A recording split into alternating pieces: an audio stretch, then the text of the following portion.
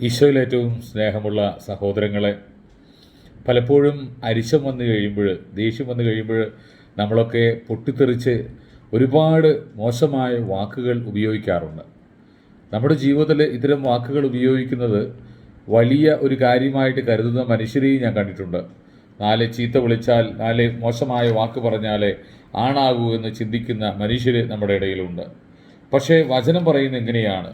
പ്രഭാഷകന്റെ പുസ്തകത്തിൽ 23-ാം അധ്യായത്തിൽ 13-ാം വാക്യം, അസഭ്യ ഭാഷണം ശീലിക്കരുത്, അത് പാപകരമാണ്. അസഭ്യ ഭാഷണം, സഭ്യമല്ലാത്ത ഭാഷകൾ, പലപ്പോഴും സഭ്യമല്ലാത്തത്, സഭയിൽ പറയാൻ കൊള്ളാത്തത്, പുറത്ത് പറയാൻ കൊള്ളാത്ത പല ഭാഷകളും നമ്മൾ ഉപയോഗിക്കാറുണ്ട്. അത് പാപകരമാണെന്ന് പരിശുദ്ധാത്മാവ് നമ്മെ ബോധ്യപ്പെടുത്തുകയാണ്. എല്ലാ മതങ്ങളിലും ഉദ്ദേശിക്കുന്ന ഇത് തന്നെയാണ്, അസഭ്യ ഭാഷണം തെറ്റാണെന്നുള്ളതാണ്. അതുകൊണ്ട് നമുക്ക് തിരിച്ചറിയാം. കർത്താവ് നമ്മെ അനുഗ്രഹിക്കട്ടെ.